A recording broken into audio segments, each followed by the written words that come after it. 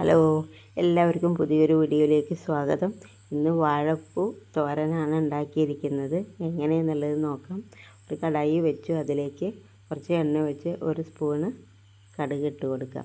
പിന്നെ കുറച്ച് ഉള്ളിയും 4-5 വെളുത്തുള്ളിയും പിന്നെ പച്ചമുളകും കൂടെ അരിഞ്ഞത് ഇതിലേക്ക് ഇട്ടിട്ട് നമുക്കൊന്ന് ഇളക്കി കൊടുക്കാം. ഒരു നല്ല ഇതാവണമെന്നില്ല, ഒരു ഗോൾഡൻ കളർ ആവണ മാതിരിയൊക്കെ ഒന്ന് വഴറ്റിയെടുത്താൽ മതി. ഇനി ഇതിലേക്ക് കുറച്ച് കറിവേപ്പിൻ്റെ ഇലയും കൂടെ ഇട്ട് കൊടുക്കാം. കറിവേപ്പിൻ്റെ ഇല ഇട്ടതിന് ശേഷം നമുക്ക് അരിഞ്ഞ് വെച്ചിരിക്കുന്ന ഈ വാഴപ്പൂവും കൂടെ ഞാനൊക്കെ ക്ലീൻ ചെയ്ത് ചെറുതായിട്ടൊക്കെ അരിഞ്ഞ് വെച്ചിട്ടുണ്ടായിരുന്നു. ഇനി അത് ഇതിലേക്ക് ഇട്ട് കൊടുക്കാം. അപ്പോൾ ഈ വെള്ളമൊന്നും ഇതിലേക്ക് ഒഴിക്കുന്നില്ല. ഇതിൽ തന്നെ ഒരു വെള്ളത്തിൻ്റെ ഇതുണ്ട്. അപ്പോൾ അത് കാരണം കൊണ്ട് ഇത് അങ്ങനെ വെച്ചാൽ മതി. ഇനി ഒരു സ്പൂണ് മഞ്ഞൾപ്പൊടി ഉപ്പും കൂടെ ഇട്ടിട്ട് നല്ലപോലെ ഇളക്കിയിട്ടൊക്കെ മൂടി വെച്ചാൽ മതി. അപ്പോൾ ഒരു നടുവിലൊക്കെ 2 പ്രാവശ്യമൊക്കെ ഇളക്കി കൊടുത്തു കഴിഞ്ഞാൽ നമുക്ക് അതിലുള്ള ആ ഈർപ്പം കൂടെ ആ വെള്ളത്തിൻ്റെ ഒക്കെ വറ്റി വന്നിട്ടുണ്ടാവും.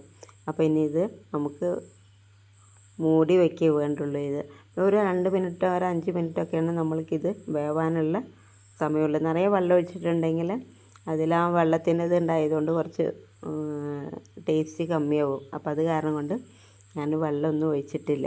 അപ്പോൾ നമ്മളിതൊക്കെ പകുതി വെന്ത് വന്നിരിക്കുന്നു. ഇനി ഒന്നും കൂടെയൊക്കെ ഇളക്കി കൊടുത്തിട്ടൊക്കെ മൂടി വെച്ചാൽ മതി. ഇനി അപ്പോൾ ആ ചെറുപയറും പിന്നെ കുറച്ച് തേങ്ങയും കൂടെ ഒക്കെ ചിരകിയിട്ട് കഴിഞ്ഞാൽ നമ്മളുടെ നല്ല ടേസ്റ്റായിട്ടുള്ള വാഴപ്പൂ തോരൻ റെഡിയാവും. അപ്പോൾ നമ്മൾ ആ ചെറുപയറും കൂടെ ഇതിലേക്ക് ഇട്ട് കൊടുക്കുക. ഇനി തേങ്ങയും കൂടെ ഇട്ട് കൊടുക്കുക.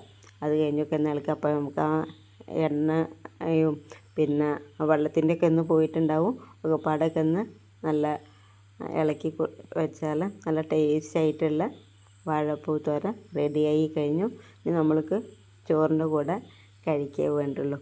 അപ്പോൾ ഇതേപോലെയുള്ള വീഡിയോകളായിട്ട് വരാം. നല്ല വാഴപ്പൂവ് നല്ല ഹെൽത്തി ആയിട്ടുള്ളതാണ്. ചെറുപയർ നല്ല ഹെൽത്തിയാണ്. അപ്പോൾ ഇതേപോലെയൊക്കെ എല്ലാവരും ഉണ്ടാക്കി നോക്കുക. ഇഷ്ടമായി എന്നെ ഫോളോ ചെയ്യുക. അടുത്ത വീഡിയോയിൽ കാണാം. Thank you.